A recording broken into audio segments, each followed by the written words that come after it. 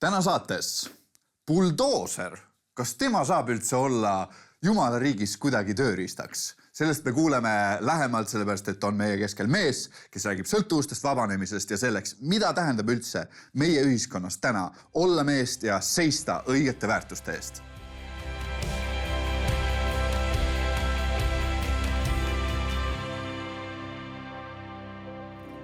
Tere tulemast tagasi kuulama, vaatama saadet Meistritöökojas. Karl on minu nimi, aga täna on mul üks suur rõõm tervitada saatesse ühe veel võimsama nimega mees. See on Villi Võrk. Tere tulemast saatesse. Tere, rõõm näha. Kuule, nii kihvt, et sa oled saanud tulla. Jagamaks seda, mida Jumal sinu elu läbi on teinud. Ma arvan, et me tegelikult ei mahuks siia esimese saate formaati üldse ära, kui me hakkaks rääkima sellest kõigest, mida Jumal sinu elus on teinud. Aga Villi, kõik ei tea, kes sa oled. Kust sa tuled, kes sa siuke oled? Jah, mina olen Villi Võrk ja tulen Järva kandist. Ja tegelikult see on Raplamaal ja ma olen 5 lapse isa, olen korralik abielumees. Tubli. Ja tegelikult, nagu siin näha on, et tegelikult väga armas ja tore pere ja igapäevaselt teen alkohoolikute ja narkomaanidega tööd. Kuna ma olen ise üks, kes on armu saanud, siis ma teadsin juba oma algusest saadik, et tegelikult on Jumalal üks kutsumine minu jaoks ja ma sain ise nii palju Jumala käest, et ma tahaks seda teistele edasi anda. Võimas, tõesti võimas. Aga lisaks sellele, et tegelikult sul perega meeldib igast asju teha. Sul võid purjetada ja sa oled igast kihvte tegevusi tegemas meile, reisida ja kõike muud. Tegelikult ma pean siinkohal tänama oma kallist abikaasat, kes tegelikult oli 23-aastane, kui ta tuli Rakveres tänavale, kuulutas evangeeliumi, ma olin purjus, sain täiesti nagu puuga pähe ja natukese aja pärast me abiellusime, see oli täpselt 2 aasta pärast ja nüüd ta on muga purjetanud igal pool kaasas, väga julge naine, et suudab minu hulluste ja igasuguste asjadega kaasa tulla, pole kordagi kõhklema löönud, on alati igasuguste ideedega, hullumeelsete ja vähem hullumeelsetega kaasa tulnud ja meil on tegelikult lahe elu. Tänu Jumalale. Just. Kas sa tegelikult siis, ma saangi nüüd niimoodi õigesti aru, et sa jõudsid usu juurde läbi oma abikaasa. Tema oli esimene, kes sulle kuulutas evangeeliumit. Kuidas sa päästetud said? Tema oligi see, kes tuli tänavale, kuulutasid evangeeliumi. Halleluuja! Ja ma olin purjus, viskasin nende ette pikali maha. Ütlesin, kui teie Jumal mind siit maast lahti ei tõmba, siis ma annan kõigile peksa. Aga õnneks oli seal üks minu sõjaväekaaslane ka, kes oli 2-meetrine mees ja tuli ja palvetas mu eest. Ja ma saingi päästetud, sellest ma ei hakka võib-olla nii pikalt siin rääkima, sest meil on veel asju, mida rääkida, aga tegelikult oli väga nagu võimas kogemus, kui palvetati mu eest ja ma tundsin, et mingisugused koormad langesid. Ja siis võttis veel 2 kuud aega, sellepärast, et ma tahtsin sellest lollist lausest lahti saada, et Villi, jäta joomine maha ja Jumal armastab sind. Ma ei osanud seda nagu kuidagi mõista. Ja siis natukese aja pärast otsustasin, et lähengi kirikusse, et mul ei ole kaotada midagi. Lähen ja proovin ja siiamaani käin. Ja olen õnnelik, et ma tegin selle mehise otsuse, et panin oma kõrvad lonti, ütlesin, minul on abi vaja. Ma olin juba oma eluga nii ummikus, et ma tahtsin tegelikult endalt elu võtta, aga õnneks Jumal tõmbas mind sealt sellest vanast elust välja ja täna seisab sinu ees täiesti tutikas muudetud mees ja ma olen täiesti õnnelik pereisa, õnnelik abielumees ja igatepidi tegelikult niisugune positiivne, tahaks seda positiivsust inimestelt edasi anda. Ma tunnen seda, see kiirab lausa siin. Samamoodi. Ja see noore mehe pilt ka, et ikka väga palju on muutunud sellest ajast. No midagi on. Et seal ma olin niisugune kahva nagu õblukene, aga nüüd on mehele liha peale tulnud. No väga hea. Ja siin on nagu mingid asjad on teistpidi ka natuke läinud, et pealpool enam nagu palju ei paista, siin on lõug puhas, siin nagu lõug enam nii puhas pole, eks ole. Mulle meeldib alati öelda, et tegelikult mu elus on nii palju, ma olen nii palju pauke saanud. Kakeld, mulle väga meeldis kakelda, aga kui ma sain päästetud, siis alates sellest päevast ma ei ole pidanud enda kontidega enam vehkima, et Jumal on andnud inimesele suu nina alla ja suuga peab saama kõik asjad lahendatud. et tegelikult see ei ole kellegi lahendus ja kellegi näitaja, kui sa kellelegi annad üle kõrvade. Ja täna tegelikult seda suuvärki sa ei kasuta ainult selleks, et lahendada mingid probleeme ja raskeid olukordi, vaid tegelikult sa kuulutad elava jumala sõna. Ja nii nagu ma ise sain tänaval päästetud, tegelikult kõige lemmikkoht on mul vanglad ja tänavad. Et mulle meeldib seal olla. Ma ei tea mitte sellepärast, et vangla on nii äge maja, aga need inimesed tegelikult on samas hädas, kus mina olin. Ja meie töö juures on ka samamoodi, meil slogan on parem elu on võimalik. Ja see ei ole niisama pandud, et parem elu on võimalik, vaid päriselt on ka parem elu võimalik. Kui sa paned oma põlved maha, hüüad Jumala poole, ütled, et kuule, ma oma jõududega ei suuda siit narkomaaniast ja alkoholismist välja tulla. See kuritegevus ja kõik see rõhub mind ja see on nagu niuke teemonlik sidumine, et sa peadki põlved maha panema ja saama sealt vabaks. Ja kui sa saad täiega vabaks, see, kelle Jumal teeb vabaks, see on päriselt vaba. Amen. Ja kui sa oled täiesti vaba, siis sa tahad seda ju edasi anda. Just. See ei ole ainult mulle ju, et minul läheks hästi. Muidugi, ma võiks siin piirduda, mul on juba 5 last, mul on väga korralik enda elu, ma ei peaks tegema seda, et nagu lihtsalt elus olla. Aga ma tunnen, et mul jääks midagi puudu. Mul jääks midagi puudu, kui ma ei anna seda edasi. Just. Ja võib-olla jälle, me küll ei taha öelda, et inimene on omakasupüüdlik, aga ma teen seda võib-olla omakasupüüdmisest, et kui ma näen järgmist joodikut või näen kuskil narkomaani, siis ma lähen tema juurde, ma ei taha iial enam selliseks saada. Ja ma tahan teda hoopis aidata sealt välja. Ja see hoiab mind jälle tagasi langemast ja sinna porisse kukkumast. Et see on see, miks ma seda teen. Tänu Jumalale. Sa tuli nimeks ka see ja sul on täitsa särk isegi seljas, sama töökoha oma. Mis tööd sa siis teed ja kus sa siis töötad? Kus see töömaja teil sükke on? Teil on vinge buss, aga... Ja see ei ole mitte selleks ei ole vinge buss, et ma tahan näidata kõigile, kui ilus buss meil on, vaid tegelikult töömaja ongi see, et me teeme 2 asja kallal tööd. Teeme tööd iseloomu kallal ja teeme tööd töö kallal, et mehed peavad tööd tegema. Amen. Et kui me teeme tööd, siis me tunneme ennast väärtuslikuna, siis me tegelikult ju saame aru, et me oleme millekski ka võimelised ja iseloomuga peame tööd tegema. See on ka üks ülioluline osa. Sellepärast, et kui me iseloom on kehv, siis me oleme varsti uuesti vana pori juures tagasi. Et tegelikult on, ja sa küsid, kus see töömaja on? Töömaja on Raplamaal. Oleme Järvakandi külje all Ahekõnnu külas. Ja seal on meil ägedad majad, see on niuke eraldatud koht, kus inimesed saavad muutuda. See on meie eesmärk, meie töömaja moto on ka, et me võimaldaks inimestel sellise koha, kus nad saavad muutuda. Et päriselt oleks niuke rahupaik, seal on tohutu Jumala ligiolu, kus me saame tegelikult tunda seda ja inimesed saavad muutuda. Tänu Jumalale. Tead, me oleme meistritöökojas. Ja meistritöökojas mitte sellepärast, et meie oleks mingisugused meistrid, vaid issand on meie meister. Tema meid voolib iga päev, toob meid läbi kõigest igasugusest porist. Ja nende asjade kaudu niket-näket võtab neid nurkasi meil maha, et me vooliksime selliseks täpselt nagu me oleme. Aga vaata, nende voolimistega on nii, et ta kasutab erinevaid tööriistu. Ja inimesed on ka erinevad tööriistad. Me usume seda samamoodi. Me vaatame siin ruumis ringi ja me näeme siin samamoodi, et siin on igasugu kihvte tööriistu.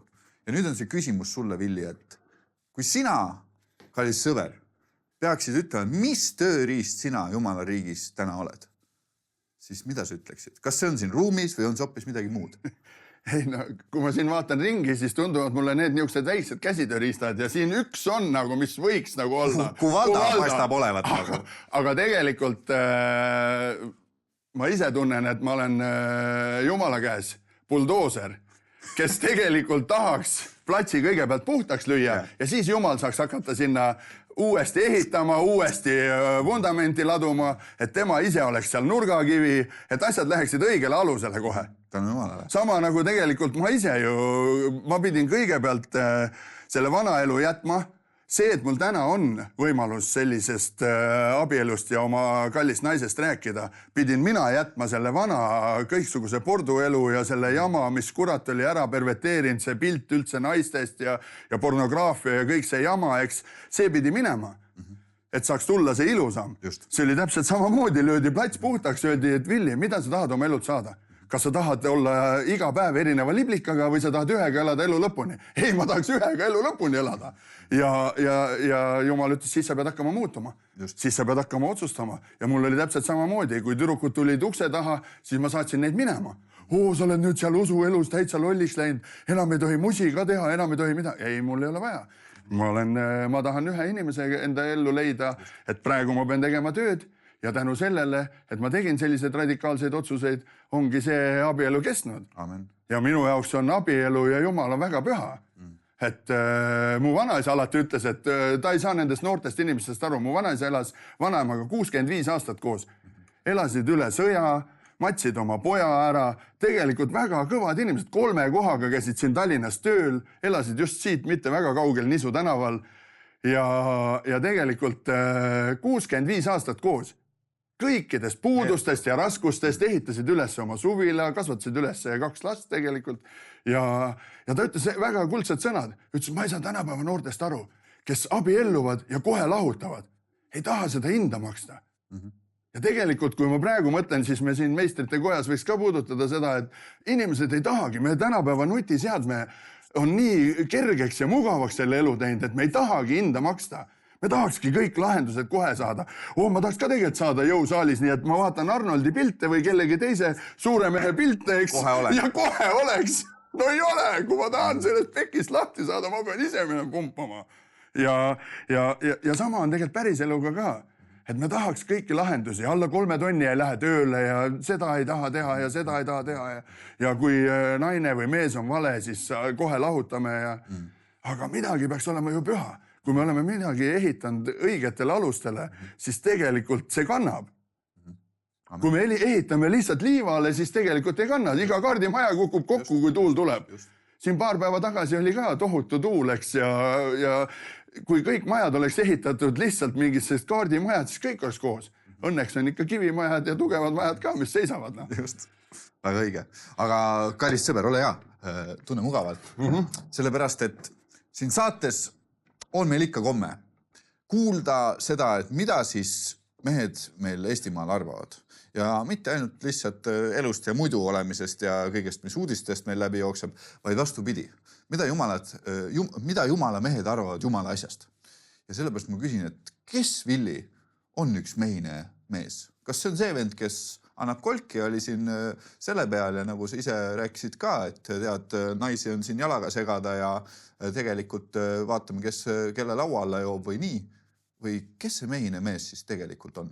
No mina tänapäeval oma tööga puutun ka kokku selliste inimestega, kes tegelikult väga kuum teema on ju perevägivald. Et mehed, kes võtavad viina, lähevad kallale oma lastele ja oma naisele, et tegelikult ei ole see kõva mehe tunnusmärk ju. Et ma suudan, minu arust on vastupidi, et nad nagu ei suuda oma pingetega toime tulla ja siis kõige nõrgemate peal elavad välja selle. Oma kõige lähedastemate, oma kõige kallimate peal elavad selle välja. Ja ühest küljest on see vaimne sidumine. Aga täna ma olen õppinud, et ega usklik olla on ka. Sa pead otsustama, kas ma olen või ei ole, kas ma olen usklik või ma olen suslik. Et mina tahaks olla ikkagi elupäevade lõpuni usklik. Et maksku see mulle, mis see maksab.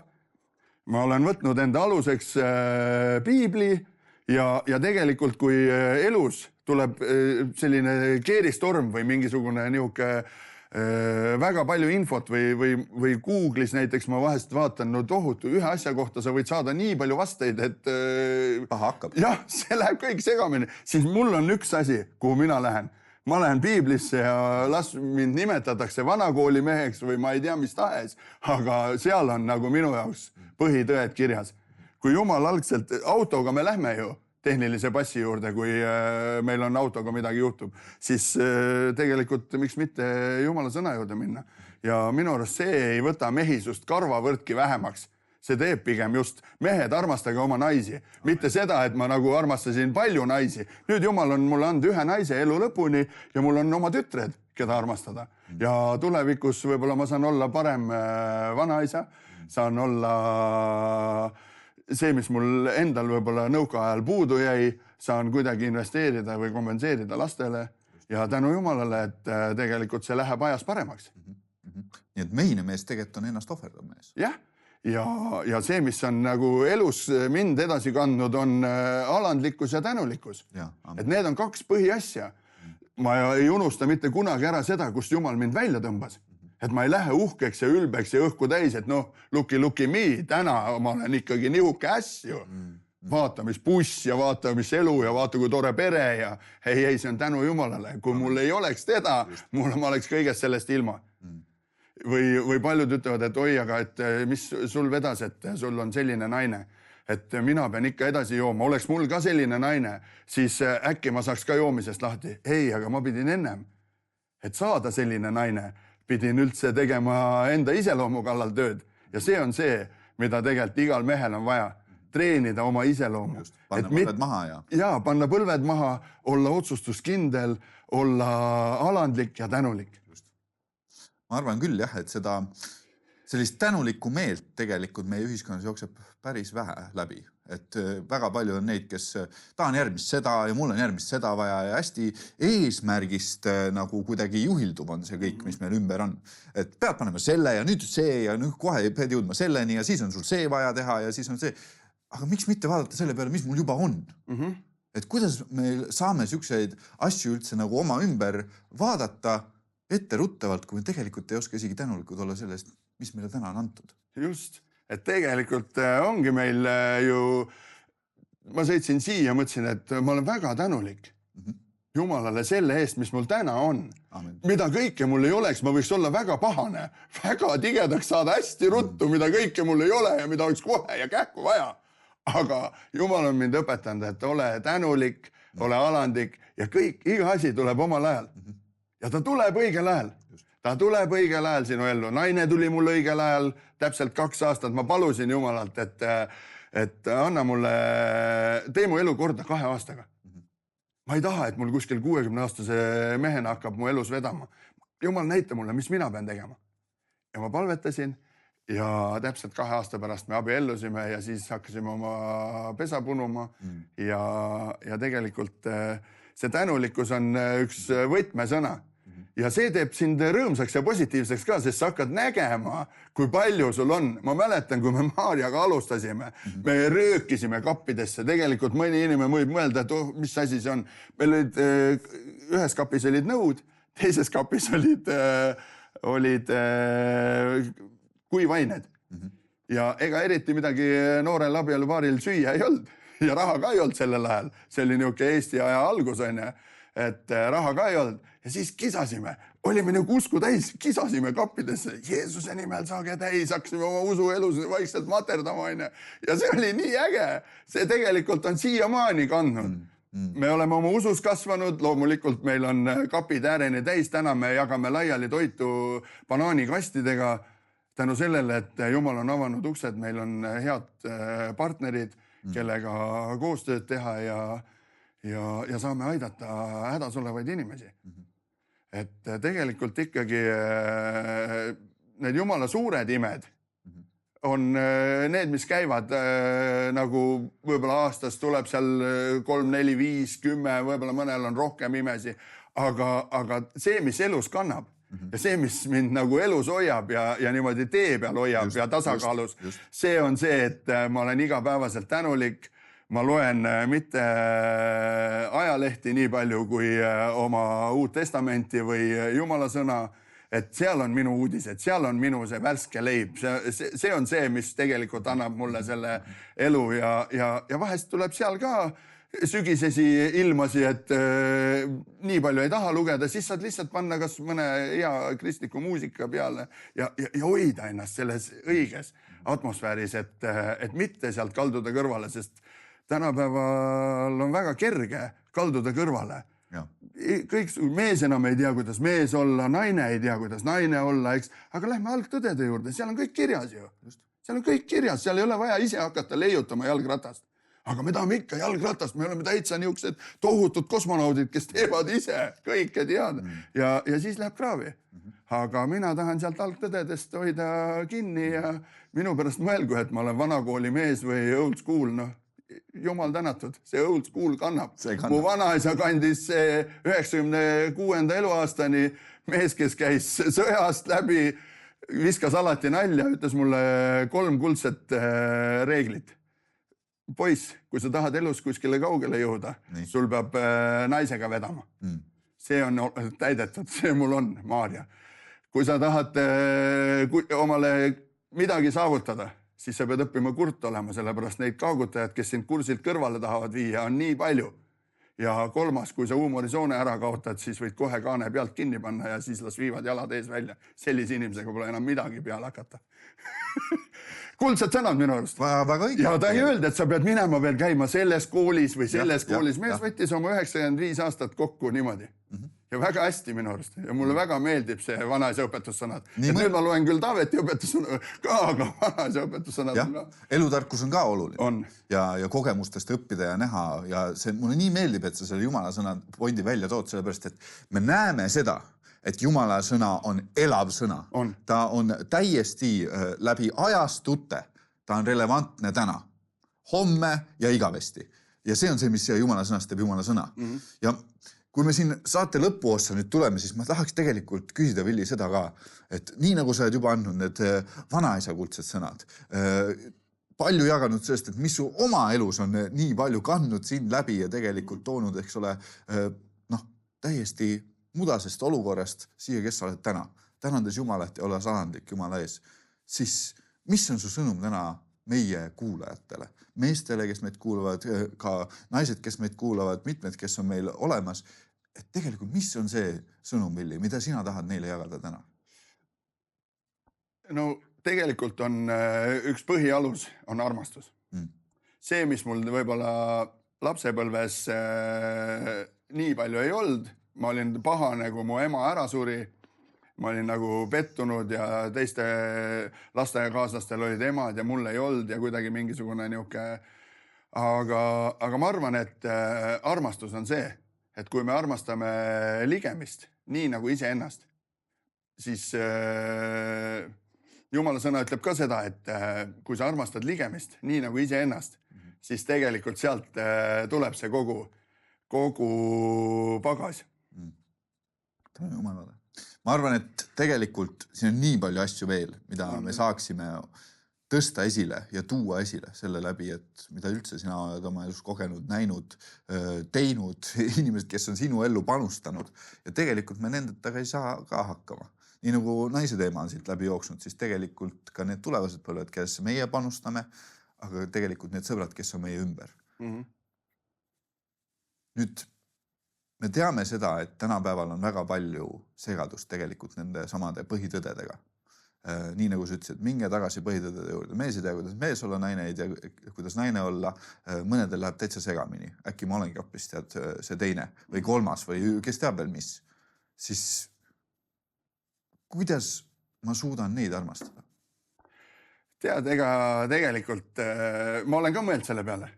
Et kerge on armastada omasuguseid või kõige kergem on armastada omasuguseid ja neid lähedasi. Aga selleks neid ei kutsuta. Aga Jumal ütleb, et armastage ka oma vaenlasi ja armastage ka neid, kes on teissugused või siis mina arvan, et sellel hetkel antakse meile see arm.